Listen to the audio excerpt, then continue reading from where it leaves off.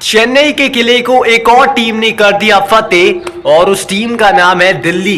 Actually में दिल्ली के जो धुरंधर है ना वो तो दहाड़ नहीं है, लेकिन चेन्नई को मिल गई है इस सीजन की तीसरी हार और ये लगातार तीसरी हार है। तो चर्चित वैसे ये वाली भी बड़ी हार है क्योंकि बात करते हैं इस मुकाबले की, लेकिन जो कल का दूसरा मुकाबला था पंजाबी शेरा यार लक्ष्य का पीछा नहीं कर पाए। मतलब चेज वो नहीं यार, एक्चुअली में 200 का चेज वो नहीं हुआ है इस सीजन। दिल्ली के अलावा वो कोई टीम कर नहीं पाई है। अब बात करते हैं इस दूसरे मुकाबले की भी, कैसे राजस्थान ने पछाड़ दिया पंजाब के शेरों को, पंजाब किंग्स को थमा दी उनकी पहली हार। लेकिन आज का भी एक बढ़िया मुकाबला दस्तक देने वाला है क्योंकि गुजरात के टाइटंस मेहमान बन के पहुंची हैं हैदराबाद, और ये वो हैदराबाद है जिसने बल्लेबाजी से तबाही मचाई थी, जिसने बल्लेबाजी का एक बढ़िया नमूना पिछले सीजन पेश किया था। लेकिन तीसरी लगातार हार से ये भैया आहत है टीम। और क्या करेगी हैदराबाद आज? पलटवार करते हैं, शुरुआत करते हैं और बात करते हैं पहले मुकाबले की कल की। तो बहुत बहुत स्वागत है आप सभी का ऋषभ क्रिकेट सेंटर में। और आप लोग यार कह रहे होंगे कि यार 2 दिन से कहाँ गायब हो गया ये, यार बाहर था और इस वजह से आपके लिए वीडियो में नहीं ला पाया। लेकिन ऑफ कोर्स जब घर पे होता हूँ तो आपके लिए वो लगातार वीडियो में लाने का प्रयत्न वो जारी रखता हूँ, जो कि अब लेके आ गया हूँ।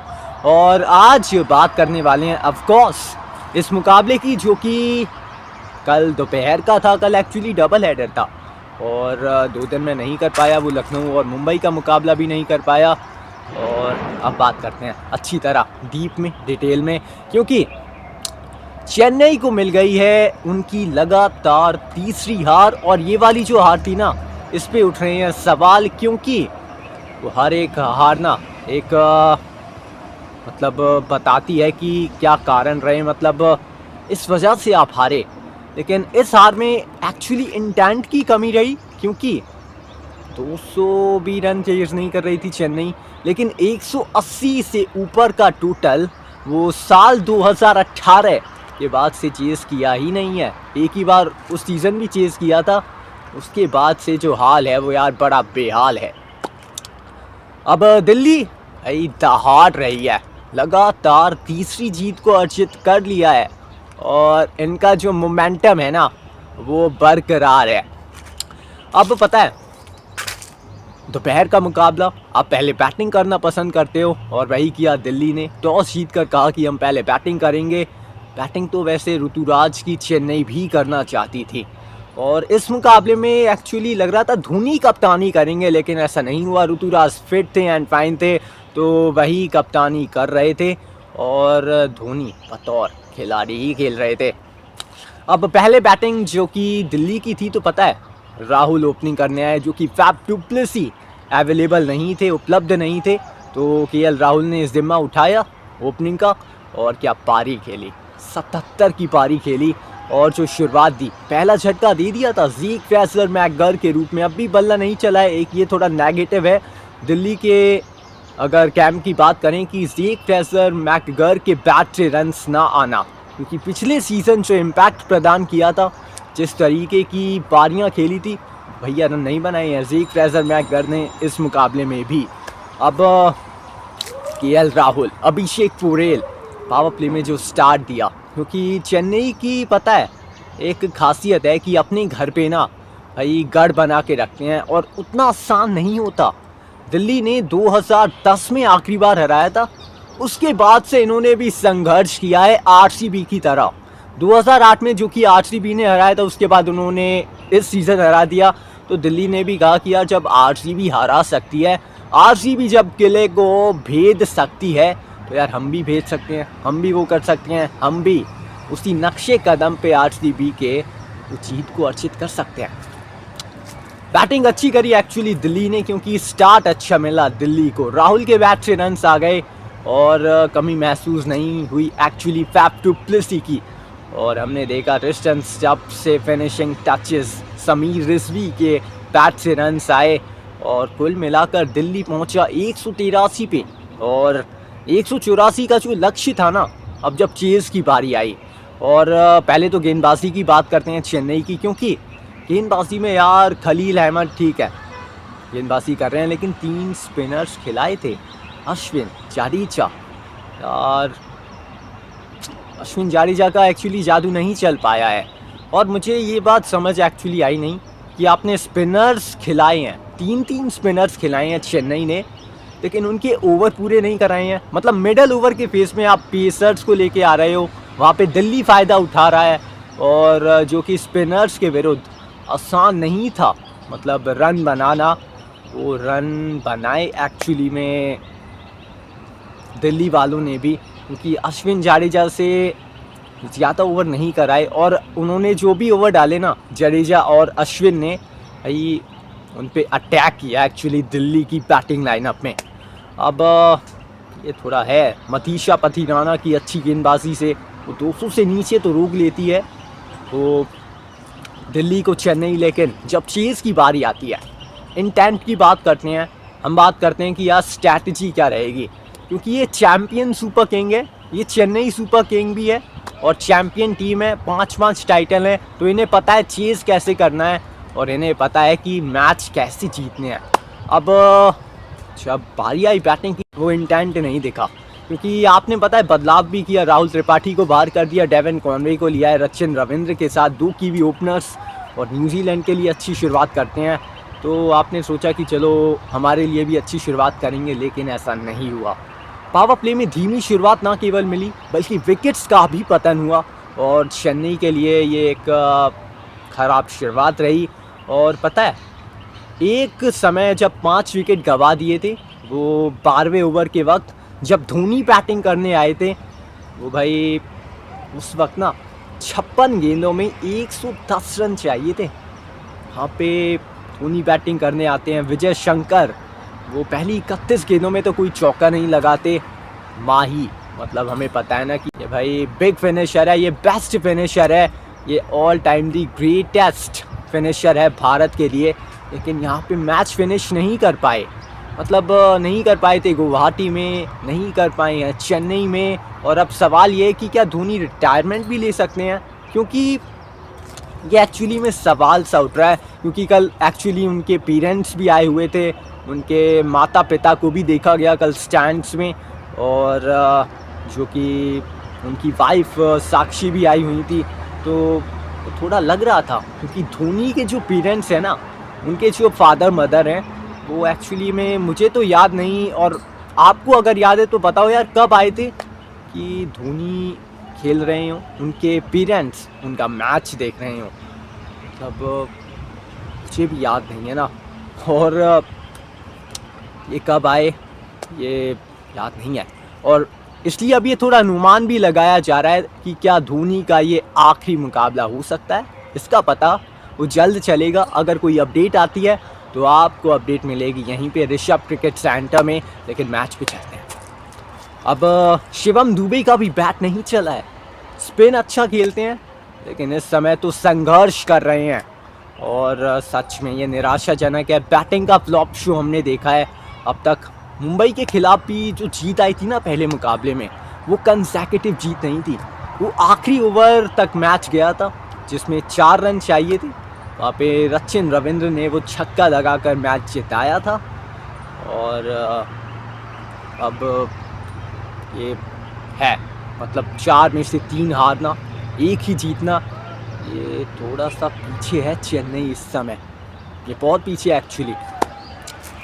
अब चेन्नई के किले को मतलब एक और टीम ने फतेह कर दिया है, मतलब भेद दिया है, मतलब आरसीबी ने भेदा था अभी कुछ ही दिन पहले, और अब दिल्ली ने भी भेद दिया है। अब क्या ये किला उस तरीके का रहा है, क्योंकि ये किला मतलब एक्चुअली में कैसे तैयार किया चेन्नई ने, अगर उसकी बात करें तो इनके पास स्पिनर्स टॉप क्वालिटी के रहे हैं। मतलब अगर ये ऑन दी बोर्ड रन बनाते हैं ना, रन्स ऑन द बोर्ड अगर ये पहले बैटिंग करके बनाते हैं तो ये डिफेंड करना जानते हैं, और अगर ये पहले गेंदबाजी कर रहे हो तो इनके गेंदबाज वो 200 या 170 तक रुकना जानते हैं। और ऐसी बात नहीं है ये टीम चेज़ नहीं करती, चेज़ करना आता है, मैच जीतना आता है, लेकिन अभी तो संघर्ष एक्चुअली में चल रहा है चेन्नई का। तो 2023 के चैंपियन यार अभी तो संघर्ष कर रहे हैं IPL सीज़न 18 में। और इस साल का जो ये IPL है ना, ये बड़ा रोमांचक है क्योंकि चेज़ नहीं हो रहा 200 के ऊपर का टारगेट। वो आशुतोष शर्मा की एक लाजवाब पारी थी जिसने दिल्ली को वो 200 के प्लस का टारगेट चेज़ करवाया था। नहीं तो उसके बाद देख लो भैया, नहीं हो रहा। 200 छोड़ो, 190 तक, 180 तक चेज़ नहीं हो रहा। तो ये है थोड़ा कि यार चल क्या रहा है। मतलब हम तो बात कर रहे हैं कि यार बैटिंग कमाल की होगी, यहाँ पे चेज़ नहीं हो रहा है यार कुछ। अब बात कर लेते हैं ज़रा कल के दूसरे मुकाबले की। और मुकाबला वैसे बड़ा ही कमाल का था क्योंकि पंजाबी शेरा अपने घर पे खेल रहे थे, 2 मुकाबले बाहर जीत के आ रहे थे। और राजस्थान रॉयल्स ने भी पिछला मुकाबला अपना जीता था, चेन्नई से जीता था, और वो भी कॉन्फिडेंस के साथ आ रहे थे। अब पता है पंजाब किंग्स ने जो कि गेंदबाजी करने का फैसला लिया, अच्छी स्टार्ट एक्चुअली आप कहोगे राजस्थान की। यशस्वी जायसवाल, संजू सैमसन, और पता है 10 ओवर में वो कुछ 80 के आसपास रन थे। वो 13वें ओवर में जाके तो शतक का आंकड़ा छुआ था। फिर लग रहा था कि यार रोक लेगी पंजाब की टीम 180 तक, लेकिन वहाँ से 200 तक का रास्ता तय करना और उस रास्ते को पूरा कर लेना, ये पंजाब के लिए थोड़ा सा ना, अब यहाँ पे ये जो पन्ने खुले हैं, ये जो पर्दा उठा है कि यार ये कमज़ोर कड़ी लगी है इस मुकाबले में, उसकी बात करते हैं। क्योंकि पावर प्ले में हमने देखा अर्शदीप सिंह और मार्को यानसन ने जिस तरीके की गेंदबाजी करी, विकेट्स नहीं चटकाए, लेकिन जो पहला विकेट आया संजू के रूप में, लॉकी ने जो विकेट दिलाया, उसके बाद हमने देखा यूसी चहल, भाई ग्रैंड मास्टर आप कहते हो क्योंकि लेग स्पिन कमाल की डालते हैं और खुले दिल का वो गेंदबाज है, मतलब बड़े दिल वाला गेंदबाज है कि हिचकिचाहता नहीं है ये चहल। हम अगर बात करें क्योंकि हवा देते हैं और कहते हैं बल्लेबाज को भाई आ और लगा छक्का, लेकिन हमने क्या देखा है कि यूसी चहल बचने जा रहे हैं, उनके ओवर पूरे नहीं करवाए गए हैं और इसका खामियाजा भुगतना पड़ा क्योंकि मार्कस स्टोइनिस से आप पूरे 4 ओवर डलवाते हो। क्या ये ज़रूरी था श्रेयस के लिए कि स्टोइनिस को यार 4 ओवर अपने पूरे करने पड़ेंगे? और जो आखिरी ओवर डाला ना स्टोइनिस ने, रियान पराग और ध्रुव जुरैल ने जिस तरीके का काउंटर अटैक किया, 19 रन बटोरे वो राजस्थान की उस 20वें ओवर की पारी में 19 रन, और ये फासला बन गया क्योंकि 200 का एक साइकोलॉजिकल आपने एडवांटेज प्राप्त कर लिया। और जब भी हमने बात करी ना, वो चेन्नई तो 183 चेज़ नहीं कर पाई, यहाँ पे भी 200 का टारगेट था और शुरुआत एक्चुअली में ख़राब रही। वो आर्चर को देखा था कि आराम से अपना सो के उठे थे और गेंदबाजी में पहली गेंद सटीक टप्पे पे स्टंप टू स्टंप, और प्रियांश आर्या युवा खिलाड़ी कि भैया आंखें खोल दी क्योंकि 150 से ऊपर की गति और लहराती हुई गई और लगी ऑफ स्टंप पे, और पहला झटका लग गया पहली गेंद पे पंजाबी शेरों को। और पता है इस पारी में जो नेगेटिव आया है पंजाब के लिए, गेंदबाजी की बात करें, अर्शदीप सिंह, मार्को यानसन का विकेट ना चटकाना, स्पिनर्स जो कि यूसी चहल एक जिम्मा उठा रहे हैं, उनका पूरा ओवर ना उनके करवा पाना और उनका भी रन खाना दबाव में वो भी दिखे, और गेंदबाजी थोड़ी सी हल्की सी लगी है। मार्को यानसन, अर्शदीप सिंह कमाल के गेंदबाज हैं। लॉकी फर्ग्यूसन के रूप में एक अच्छा पेस गेंदबाज मौजूद था, लेकिन यूसी चहल, मतलब ऐसी बात नहीं है, स्पिन थी इस पिच पे। अब हमने महेश तीक्षणा से भी देखा, वनिंदु हसरंगा ने भी अच्छी गेंदबाजी करी वैसे तो, लेकिन जब चेज़ करने पंजाब आया, अगर उसकी बात करें, 50 रन से आ रहा है पंजाब ये मुकाबला, 50 रन से, मतलब हारा तो हारा, नेट रन रेट पे भी वो प्रभाव डालती है ये वाली हार कि आप 50 रन से आ रहे हो, ये बड़ी हार है। चेज़ की अगर बात करें तो वो शुरुआत ही नहीं मिली क्योंकि प्रियांश आर्या का पहली गेंद पे विकेट गंवा दिया। श्रेयस अय्यर आते हैं और पता है श्रेयस अय्यर के ऊपर मैं मानता हूँ जिम्मेदारी थी और उनको आज रहना भी था। ज़रूर रन बनाए थे, 97 अहमदाबाद में बनाए थे, उसके बाद फिनिशिंग टचेस मतलब अर्धशतक तो लखनऊ की काना वाली पिच पे भी चढ़ा था, लेकिन यहाँ पे भाई फॉर्म आपके साथ है। अब फॉर्म जब आपके साथ है तो आप ये नहीं कि भैया आंखें बंद करके बल्ला चलाओगे, क्योंकि उस ओवर में ना जोफ्रा आर्चर के उस ओवर में 2 विकेट गंवा दिए पंजाब ने। प्रियांश आर्या का विकेट जो गिरा तो गिरा, लेकिन श्रेयस अय्यर यार 2 चौके लगा चुके थे, उस ओवर के रन आ चुके थे, लेकिन वो कहते हैं ना ओवर कॉन्फिडेंस में वो एक और शॉट मारने का प्रयत्न करते हैं और अंत में बाजी मार जाते हैं जोफ्रा आर्चर।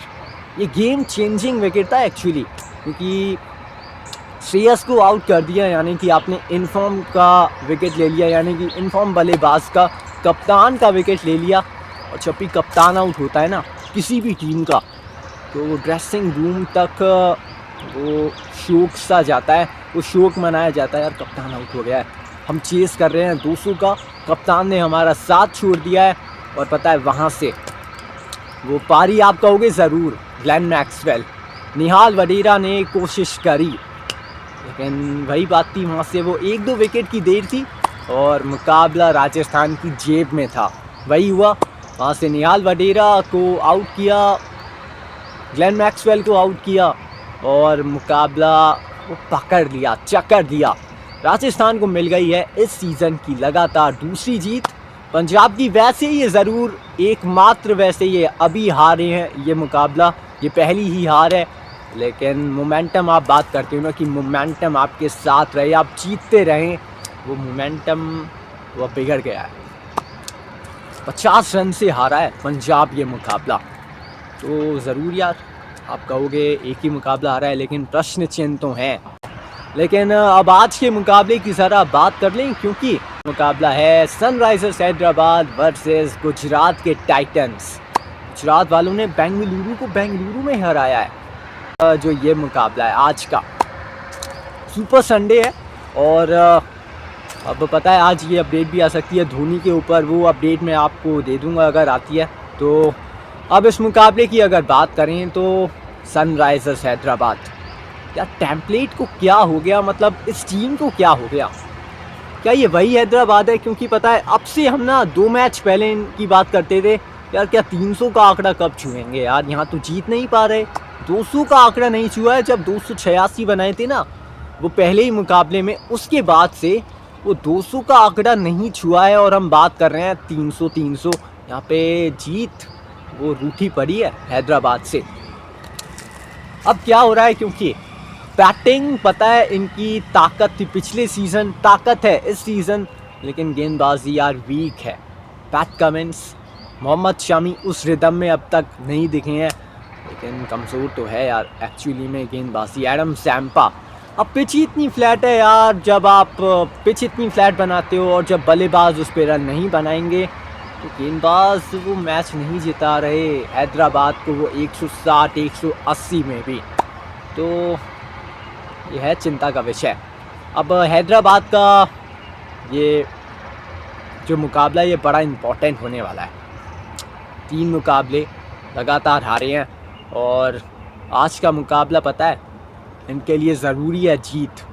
अब गुजरात की ये वो टीम है जिसने पहला मुकाबला ज़रूर गंवाया हो, लेकिन उसके बाद हराया मुंबई के धुरंधरों को, पटकनी दी उन्हीं के घर पे जाके बेंगलुरु को, और अब पहुंची हैं हैदराबाद। तो मुकाबला होने वाला ये बड़ा ही रोमांचक, क्योंकि हैदराबाद एक ऐसी मतलब टीम है जिस दिन बैटिंग चलेगी ना फिर तो भैया इनकी चलेगी, ये मनमानी करेंगे फिर उस दिन। और आई होप आज का ये जो मुकाबला है ये हम देखें हैदराबाद जीत का स्वाद चखे। ऑन दी पेपर जब आप देखोगे तो आप कहोगे पलड़ा भारी है हैदराबाद का, लेकिन मैं जाऊंगा गुजरात के साथ। क्योंकि किस लिए जाऊंगा बताता हूँ आपको। ऑन दी पेपर जब आप टीम देखते हो ना हैदराबाद का आपको पलड़ा भारी दिखेगा, लेकिन भाई मोमेंटम में गुजरात की टीम है इस वक्त, क्योंकि 2 लगातार मुकाबले जीती हैं। मोमेंटम साथ है, गेंदबाजी बड़ी कमाल की इनकी रही है। प्रसिद्ध कृष्णा, मोहम्मद सिराज, भाई क्या गेंदबाजी इन्होंने एक्चुअली में करी है। तो गेंदबाजी अनुकूल है भैया गुजरात वालों की। अब हैदराबाद 3 लगातार मुकाबले हारे हैं और प्रेशर में वो एक्चुअली में हैं। तो अब मैं ये सोच रहा हूँ कहीं अपना खेल ना बदल दे दोबारा से। अटैक ठीक है, अग्रेसिव एक बड़ा अच्छा विकल्प है, लेकिन सोच समझ के थोड़ा, क्योंकि जब आप 1 विकेट गंवा देते हो ना, तो वो एक छोटी सी आपको पार्टनरशिप बिल्ड करनी पड़ती है 25-30 रन की। उसके बाद आप वही उसी अग्रेसिव अप्रोच में आ सकते हो, उसी अंदाज से फिर आप खेल सकते हो। लेकिन अगर आप वैसे नहीं खेलोगे तो फंस जाओगे यार हैदराबाद। तो आपको वही टेम्पलेट खेलना है लगातार, लेकिन ये ध्यान रखना है कि जब हमारा विकेट गिरे ना, तो आप थोड़ा सा रुक जाओ यार, वो पार्टनरशिप कुछ देर बनाओ, वो 25-30 रन की। उसके बाद अपने उसी टेम्पलेट पे दोबारा से चले जाओ और फिर देखो आप कैसे वो बड़ा स्कोर बनाते हो। पिच फ्लैट ही होने वाली है, लेकिन क्या आज हैदराबादी बिरयानी बड़ी ही खास होने वाली है। क्या उसका स्वाद आज हमें अलग देखने को मिलेगा? हैदराबाद की क्या आज आंधी आने वाली है? ये पता चल जाएगा आज, क्योंकि मुकाबला है बड़ा ही रोमांचक। अब गुजरात की अगर बात करें तो इनके पास क्या पॉजिटिव है? शुभमन गिल का ज़रूर बैट नहीं चला है, लेकिन रन बनाए हैं साई सुदर्शन ने। गजब का प्रदर्शन किया था जॉस दी बॉस ने, मतलब अर्धशतक लगाया था बेंगलुरु के खिलाफ। और राहुल तेवतिया, शाहरुख खान ये अच्छी फिनिशिंग टचेस देंगे। तो अगर हैदराबाद ने लगा दिए 200+ रन तो शायद चेस ना कर पाएंगे गुजरात वाले, क्योंकि बैटिंग में डेप्थ नहीं है, बैटिंग में अनुभव नहीं है, बैटिंग में वो गहराई नहीं है। तो गुजरात वाले वो टॉप 3-4 पे निर्भर हैं actually. Shubman Gill, Sai Sudharsan, Jos Buttler. अगर इनको हैदराबाद निपटा दे तो भैया फिर तो काम आसान हो जाएगा। वो राह जो है ना वो आसान हो जाएगी, लेकिन उसको आसान बनाना पड़ेगा। पहले अगर आ जाए हैदराबाद की बैटिंग तो भैया बल्ले बल्ले करनी पड़ेगी। हैदराबाद जागो यार, और बताओ सभी को कि आपके अंदर क्या क्षमता है, आपके अंदर क्या प्रतिभा है। तो आज क्या हैदराबाद बोलेगी हल्ला? क्योंकि हल्ला बोलने का वक्त हैदराबाद के लिए आ गया है। मैं जा रहा हूँ इस मुकाबले में। इनफॉर्म टीम वैसे गुजरात लगती है, तो इसलिए मैं जाऊँगा गुजरात के साथ। लेकिन ऑन दी पेपर आप देखोगे तो हैदराबाद भाई बहुत आ गया, बैटिंग में तो बहुत ही आ गया। वो ज़मीन आसमान का फ़र्क है गुजरात और हैदराबाद की बैटिंग लाइनअप में। अगर बैटिंग चली हैदराबाद की तो आपको पता है कि जीतने वाला है कौन, और अगर नहीं चली बैटिंग तो गुजरात के वो फिर 3-4 जल्दी आउट करने पड़ेंगे अगर मुकाबला जीतना है और दूसरी जीत को अर्जित करना है हैदराबाद को। तो बस आज के लिए और अभी के लिए इतना ही है। और महेंद्र सिंह धोनी के ऊपर अगर कोई भी अपडेट आती है तो मैं आपको ज़रूर बताऊंगा। कल होगी अब आपसे मेरी अगली मुलाकात, और बस आज के लिए इतना ही है। और वीडियो को फटाफट से लाइक कर दीजिए और फटाफट से चैनल को सब्सक्राइब कर दीजिए। नोटिफिकेशन की घंटी को दबाना मत भूलिएगा, और शेयर भी कर दीजिए यार अपने इस प्यारे से क्रिकेट के प्लेटफॉर्म यानी कि ऋषभ क्रिकेट सेंटर को। आपका ही है भाई चैनल, फटाफट से शेयर करो। और बस कल मिलते हैं फिर। और कैसी लगी वीडियो कमेंट सेक्शन के ज़रिए ज़रूर आप बताना। तो मिलते हैं कल, तब तक के लिए take care and good bye. I hope आपने हमारी वीडियो को एंजॉय किया होगा दोस्तों। Thank you for watching.